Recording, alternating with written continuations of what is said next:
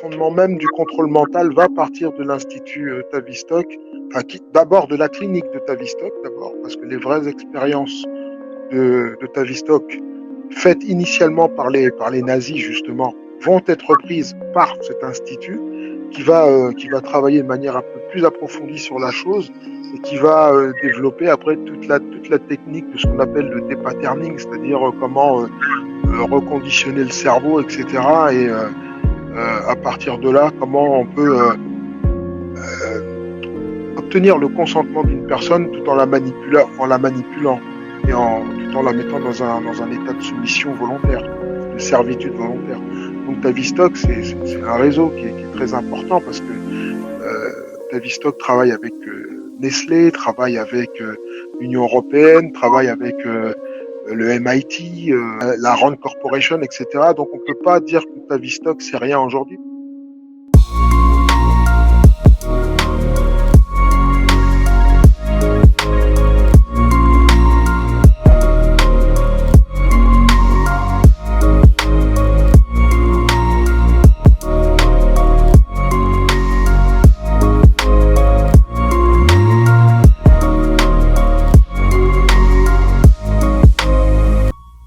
Bonsoir à tous, j'espère que vous allez tous bien. Les médias dissidents évoquent, dans le cadre d'une gouvernance mondiale, les organisations mondialistes dont le groupe Bilderberg, la Trilatérale, le CFR, etc. Mais dans le but d'une compréhension globale, les instances et fondations chargées de concevoir ces programmes de manipulation des masses en fonction des objectifs définis par ces organisations mondialistes ne doivent surtout pas être négligées ni sous-estimées. Au-delà du noyau central du pouvoir, du sommet de la franc-maçonnerie et du second cercle, constitué par les organisations mondialistes, se trouve un troisième cercle de pouvoir, constitué par les fondations et associations philanthropiques, comme la Rockefeller Foundation, la Fondation Ford ou le Tavistock Institute, dont nous allons parler ce soir. Le Tavistock Institute a été fondé en 1947 par Frédéric Emery, Eric Trist, Henry Dix, Leonard Brown, Ronald Hargreaves, John Rawlings Reed, Mary Luff et Wilfrid Bion. Tommy Wilson en fut le premier président.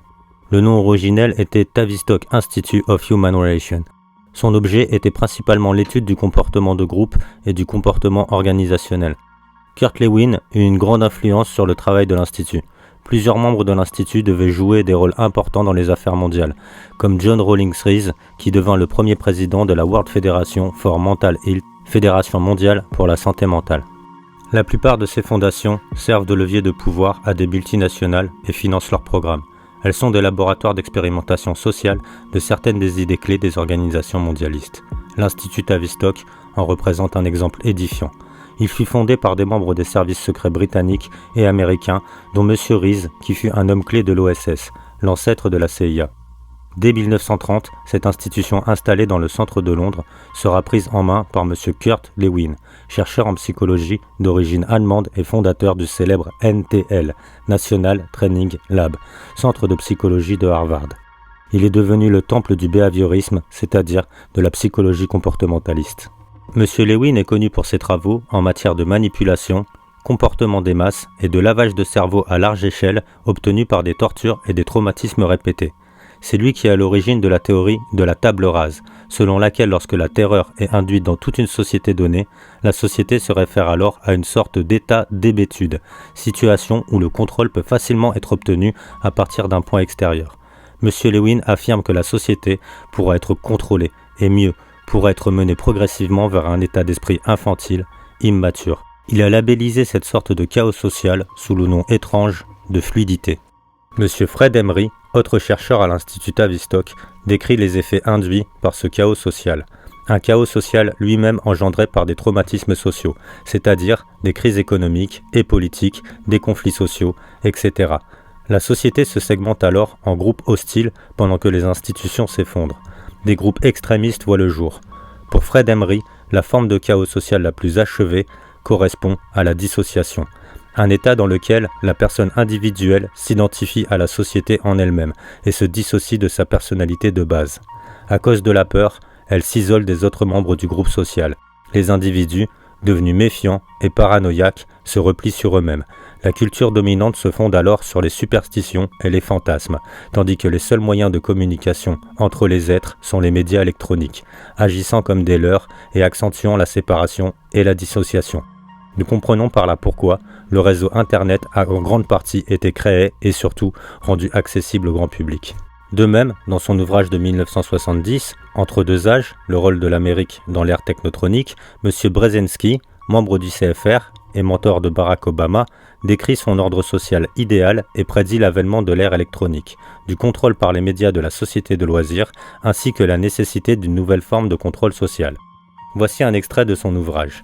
La possibilité d'exercer un contrôle social et politique sur l'individu ne fera qu'augmenter. Il sera bientôt possible d'exercer un contrôle continu sur chaque citoyen par le biais du dossier, avec une information sans cesse renouvelée et contenant les détails les plus intimes sur son état de santé et son comportement personnel, en plus des données habituelles. Le pouvoir sera entre les mains de ceux qui détiendront l'information. Nos institutions en place seront remplacées par des institutions de gestion et de prévention des crises. Leur tâche sera d'identifier à l'avance les crises sociales et de développer les programmes pour y répondre.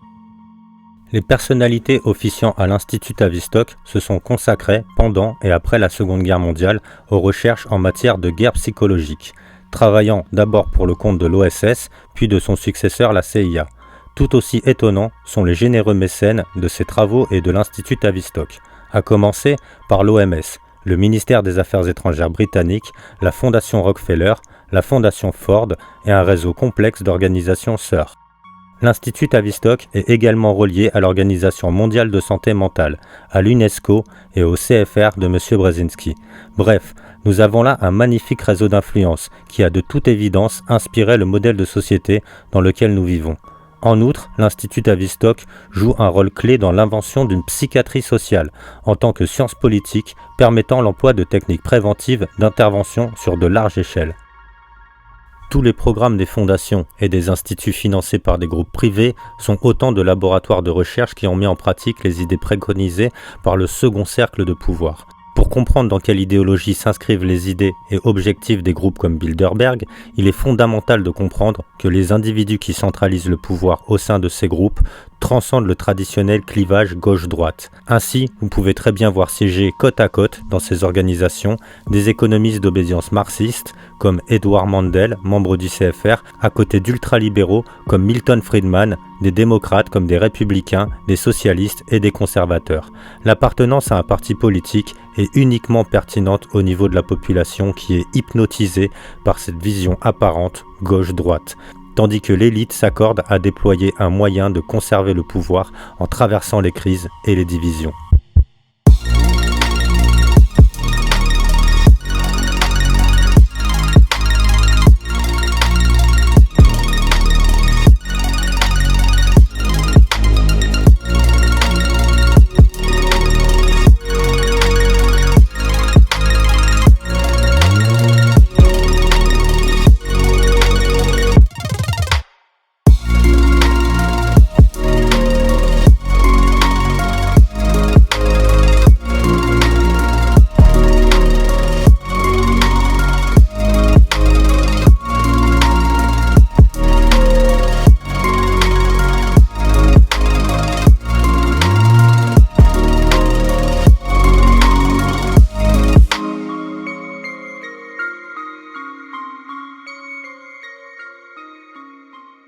L'Institut Tavistock est une organisation indépendante à but non lucratif qui cherche à associer les recherches en sciences sociales aux pratiques professionnelles. Les problèmes de création, de conception d'institutions et de changement d'organisation sont abordés dans tous les secteurs. Gouvernement, industrie et commerce, santé et bien-être, éducation, etc. au sein des nations ou internationalement. Et les clients vont des multinationales à de petits groupes communautaires. Le secteur du développement a toujours utilisé une approche comportementale pour l'évaluation de programmes nouveaux et expérimentaux, concernant particulièrement la santé, l'éducation et l'essor des communautés, ce qui a fait naître de nouvelles formes parallèles aux programmes classiques de conférences sur les relations entre les groupes. L'Institut possède et édite le journal mensuel Relations humaines, et il a récemment lancé un nouveau journal qui se nomme Évaluation. 3 éléments se combinent pour faire de l'Institut un cas inhabituel, si ce n'est unique. Il possède son indépendance car il s'autofinance intégralement sans subside d'un gouvernement ou d'autres sources. Son orientation en action de recherche le place à cheval sur les domaines de l'université et du cabinet conseil, mais pas dedans, et son éventail de disciplines inclut l'anthropologie, l'économie, le comportement des organisations, les sciences politiques, la psychanalyse, la psychologie et la sociologie. L'idéologie des fondations américaines a été créée à Londres par l'Institut Tavistock des relations humaines. En 1921, le duc de Bedford et le marquis de Tavistock léguèrent un bâtiment à l'Institut dans le but d'étudier les effets du traumatisme sur les soldats britanniques ayant survécu à la Première Guerre mondiale. Son but était d'établir le point de rupture d'hommes en état de stress, sous la direction du bureau de l'armée britannique pour la guerre psychologique dirigé par Sir John Rawling Rees. L'Institut Tavistock a son quartier général à Londres. Son prophète, Sigmund Freud, s'est installé à Maresfield Gardens quand il a déménagé pour l'Angleterre. La princesse Bonaparte lui fit cadeau de la demeure. Le travail de pionnier de Tavistock en sciences du comportement, selon les directives freudiennes du contrôle des humains, est en fait le centre mondial de fondement d'idéologie. Son réseau s'étend aujourd'hui de l'Université du Sussex jusqu'aux US, par le Stanford Research Institute, Esalen, le MIT, Massachusetts Institute of Technology, Hudson Institute, Heritage Foundation Center of Strategic and International Studies de Georgetown, où est formé le personnel du département d'État, les services secrets de l'US Air Force et les sociétés The Rand et Mitre. Le personnel des sociétés est tenu de subir un endoctrinement dans l'une ou l'autre de ces institutions contrôlées par Tavistock. Un réseau de groupes secrets constitué de la Mount Penryn Society, la Commission trilatérale, la Fondation Ditcheley et le Club de Rome sert de canal d'instruction au réseau Tavistock. L'Institut Tavistock a mis au point d'imposantes techniques de lavage de cerveau qui ont été au départ utilisées expérimentalement sur les prisonniers américains de la guerre de Corée. Ces expériences de méthodes de contrôle de foule ont été largement utilisées sur le public américain. Agression furtive mais néanmoins scandaleuse contre la liberté humaine en modifiant le comportement individuel par une psychologie ciblée. Un réfugié allemand, Kurt Lewin, devint directeur du Tavistock en 1932. Il arriva aux États-Unis en 1933 en tant que réfugié, le premier de nombreux infiltrés, et fonda la clinique de psychologie d'Harvard, d'où est originaire la campagne de propagande pour monter les Américains contre l'Allemagne et les impliquer dans la Seconde Guerre mondiale. En 1938, Roosevelt signa un accord secret avec Churchill qui cédait dans les faits la souveraineté des États-Unis à l'Angleterre, parce qu'il prévoyait de laisser la direction des opérations spéciales, service secret britannique, contrôler les politiques américaines. Pour mettre en œuvre cet accord, Roosevelt envoya le général Donovan à Londres pour qu'il soit endoctriné avant de mettre sur pied l'OSS, Office Strategic Service, sous l'égide de la direction des opérations spéciales et du service de renseignement britannique. La totalité du programme de l'OSS, ainsi que celui de la CIA, a toujours fonctionné sous les directives établies par l'Institut Tavistock. L'Institut Tavistock est à l'origine des raids massifs de bombardement sur les civils menés par Roosevelt et Churchill dans un but de pure expérimentation clinique de la terreur sur les masses, avec archivage des résultats après observation de la réaction des cobayes dans des conditions de laboratoire contrôlées. Toutes les techniques du Tavistock et de la Fondation américaine ont un but unique: briser la force psychologique de l'individu et le rendre impuissant à s'opposer aux dictateurs de l'ordre mondial. Toutes les techniques qui aident à briser l'unité de la famille et les principes religieux familiaux inculqués, l'honneur, le patriotisme et le comportement sexuel, sont utilisées par les scientifiques du Tavistock comme armes de contrôle des masses. Les méthodes de psychothérapie freudienne induisent une maladie mentale permanente par déstabilisation de la personnalité chez ceux qui subissent ce traitement. On conseille ensuite à la victime d'établir de nouveaux rituels d'interaction personnelle, c'est-à-dire de s'offrir de brèves rencontres sexuelles qui en fait laissent les participants à la dérive, sans relation personnelle stable dans leur vie, en détruisant leur capacité à créer une famille ou à y subvenir.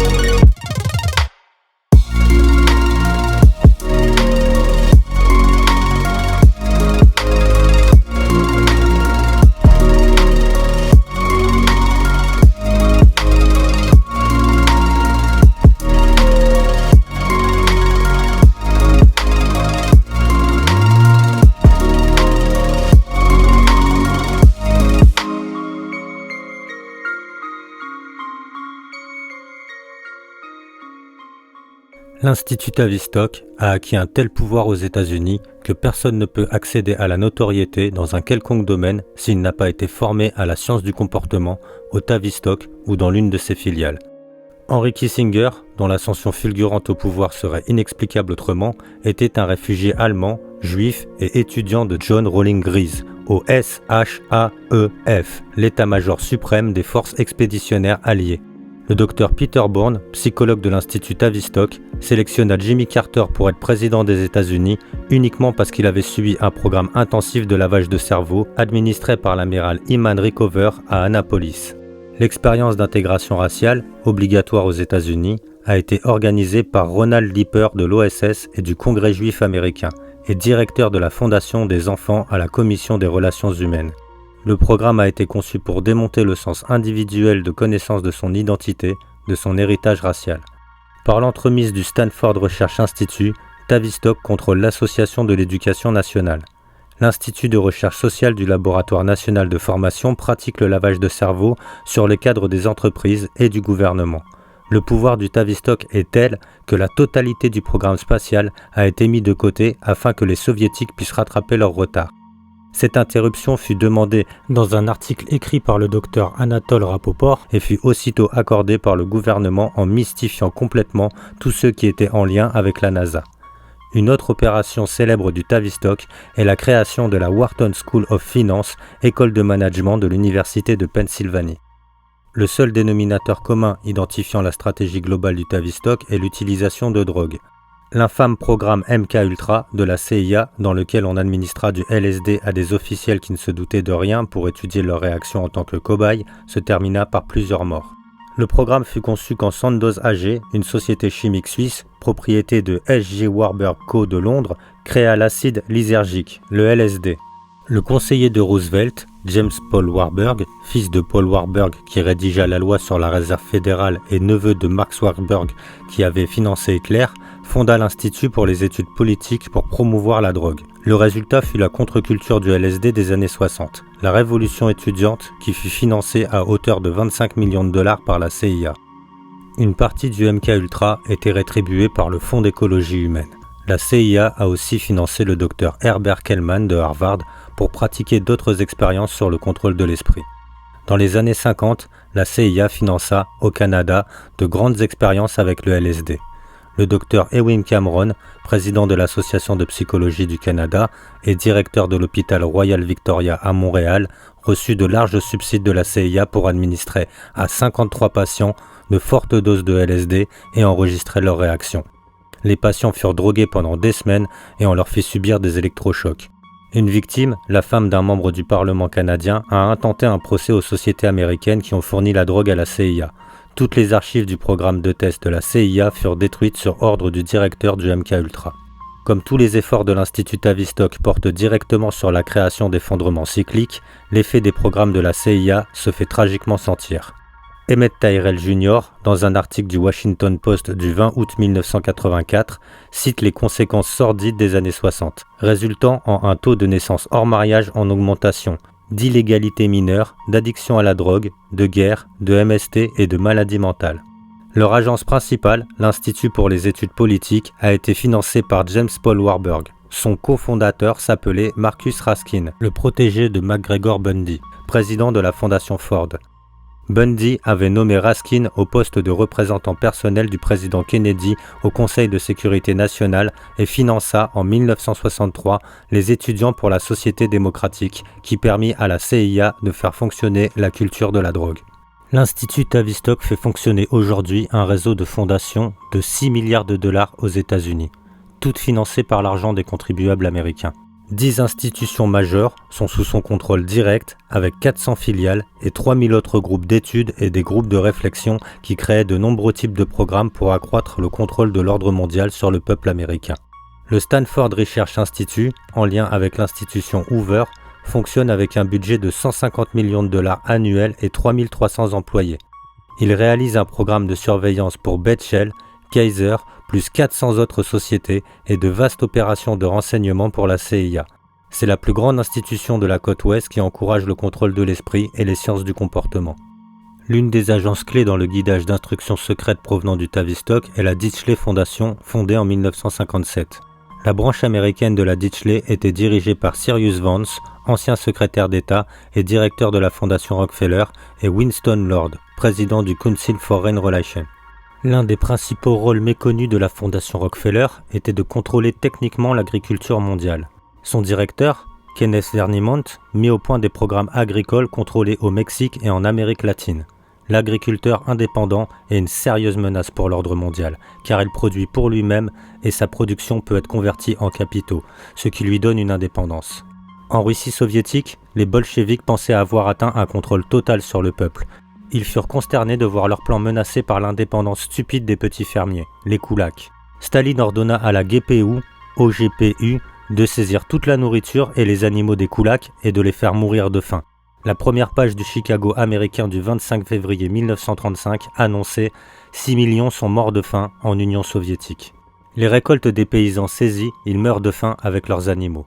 Pour détourner l'attention de cette atrocité, on fit circuler plus tard que c'était les Allemands et non les Soviétiques qui avaient tué 6 millions de gens, chiffre récupéré sur le gros titre du Chicago américain par un publiciste de Chicago. Le Parti communiste, le Parti des paysans et des ouvriers ont exterminé les paysans et mis les ouvriers en esclavage. De nombreux régimes totalitaires ont découvert que le petit fermier était leur plus gros obstacle.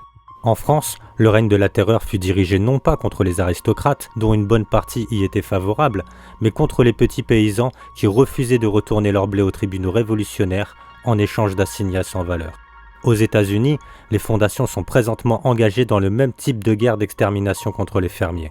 La formule traditionnelle de terre plus travail pour le fermier a été changée en raison du besoin du fermier d'acquérir du pouvoir pour acheter des biens industriels nécessaires à ses opérations agricoles. En raison de ce besoin de capitaux, le fermier est spécialement vulnérable à la manipulation des taux d'intérêt de l'ordre mondial qui le mettent sur la paille. Exactement comme en Union soviétique, au début des années 30, quand Staline ordonna aux koulaks d'abandonner leurs petites parcelles pour vivre et travailler sur les fermes collectives, le petit fermier américain fait face à ce même type d'extermination, étant obligé d'abandonner son lopin de terre et de se faire embaucher par de grands trusts agricoles. L'institution Brookings et d'autres fondations créèrent les programmes monétaires mis en œuvre par le système de la Réserve fédérale pour détruire les fermiers américains. Un remake de la tragédie soviétique en Russie, avec une clause de survie du fermier s'il devenait un ouvrier, esclave des trusts géants. Dès que le citoyen prend conscience du vrai rôle des fondations, il peut comprendre les taux d'intérêt élevés, les fortes taxes, la destruction de la famille, la dégradation des églises pour en faire des forums pour la révolution, la subversion des universités transformées en cloaques d'addiction par la drogue de la CIA et les couloirs du gouvernement transformés en égouts d'espionnage international et d'intrigue. Le citoyen américain peut aujourd'hui comprendre pourquoi tous les agents du gouvernement fédéral sont contre lui. Les agences du New Deal, le FBI, l'IRS, la CIA et le BATF doivent faire la guerre aux citoyens pour réaliser les programmes des fondations. Les fondations sont en violation directe de leur statut qui les engage à accomplir des œuvres de charité, puisqu'elles ne font pas de dotations qui ne participent pas à leur but politique. Des accusations ont été portées et jamais démenties sur le fait que le réseau Héritage AEI possédait au moins 2 tops du KGB dans son équipe. Employer des opérateurs du renseignement professionnel en tant qu'ouvriers charitables, comme cela fut fait dans la commission de la Croix-Rouge en 1917 en Russie, expose les sinistres buts politico-économiques et sociaux de l'ordre mondial qui demandent aux fondations de réaliser des legs. C'est non seulement de la fraude fiscale, parce qu'on accorde aux fondations une exonération d'impôts seulement dans le cas d'œuvres de bienfaisance, mais c'est aussi du syndicalisme criminel, une conspiration pour commettre des infractions contre les lois constitutionnelles des États-Unis d'Amérique.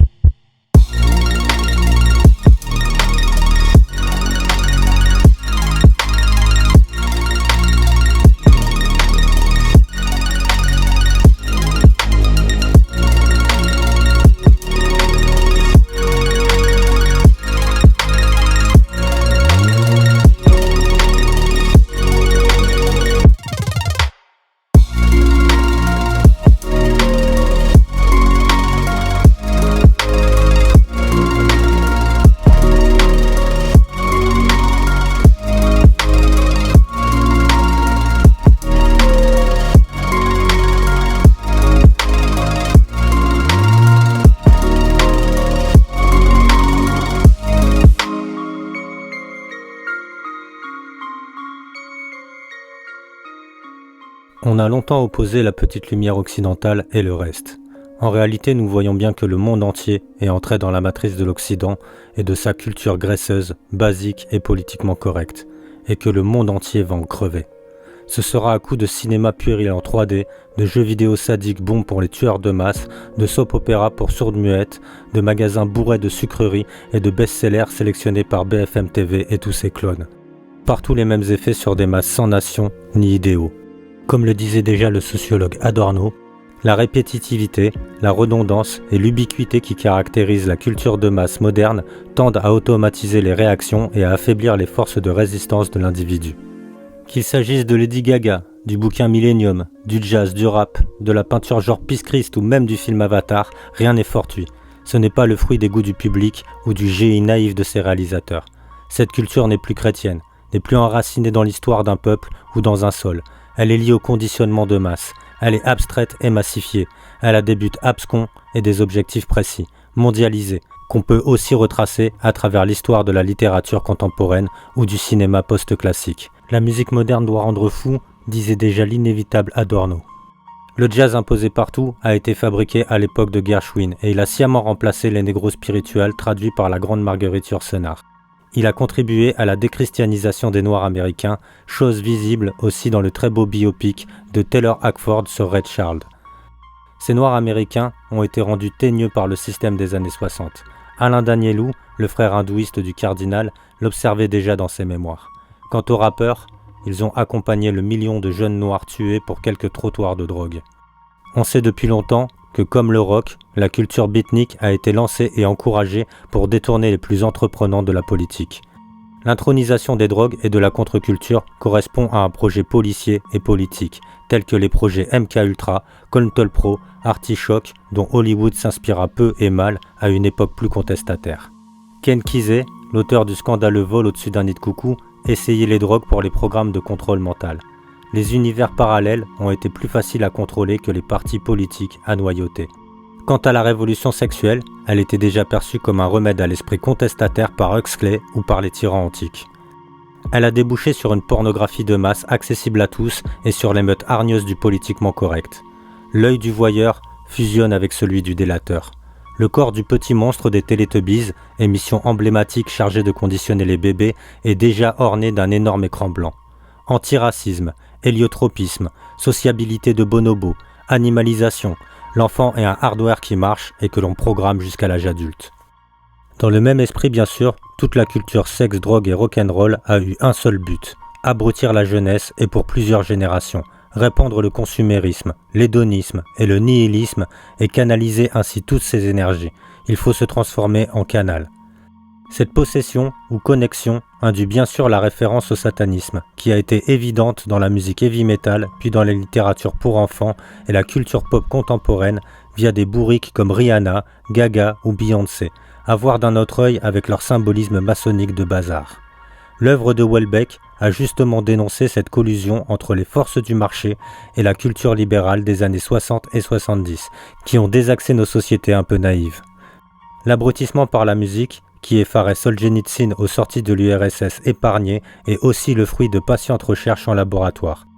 Mais pour bien d'autres apôtres de la technologie, il était important au siècle de la propagande d'éviter toute nouvelle solidification des masses, comme le communisme ou le nationalisme, pour ne pas parler bien sûr du fascisme. On est alors passé de la solidification à la liquidation massifiée. Il fallait séparer le réuni, d'où l'extension des villes.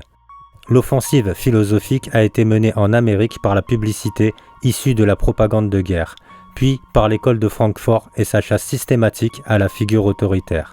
On a ainsi promu, comme le prévoyait déjà le sociologue Adorno, pour la télévision, la figure de l'homosexuel. On a diabolisé le père de famille autoritaire. On a transformé la femme en Madame de Bovary de série, éternellement endettée, stressée et divorcée. On a créé l'ado rebelle insatisfait et demeuré avec sa casquette retournée. On a détruit la famille, puis l'idée de nation, jugée fascisante, et bien sûr celle de civilisation, et on ne parlera pas de la race. En France, l'école de Francfort a entre autres détruit notre enseignement après mai 68, et créé le bobo fluo et bio qui y va mollo. La France venait de plus bas que l'Amérique, et c'est pourquoi les gens de droite aiment si bien cette Amérique fordienne, disparue le 22 novembre 1963 sur fond d'assassinat au Fort Roland occultiste, allusion à Kerouac et à la génération très crétine du routard qui gesticulait pour rien. Cette bougeotte, sans but, annonce le geste du touriste de masse qui clique tout le temps sur son appareil numérique dans un paysage banalisé et plastifié. Elle atteint aujourd'hui des sommets avec les monstrueuses croisières parodiant le Titanic ou la Genèse. Cette culture aberrante du voyage, comme celle du sexe, de l'alcoolisme, de la drogue, du reste, a recyclé la poésie symboliste française ou l'œuvre à clé de Maeterlinck, l'oiseau bleu. Tolstoï se méfiait déjà fort de cette école symboliste dans son essai sur le déclin de l'art. La culture comme arme de destruction massive est beaucoup plus redoutable que n'importe quel bombardement. Elle est une reprogrammation de masse comme celle que les Romains appliquaient sur les peuples conquis.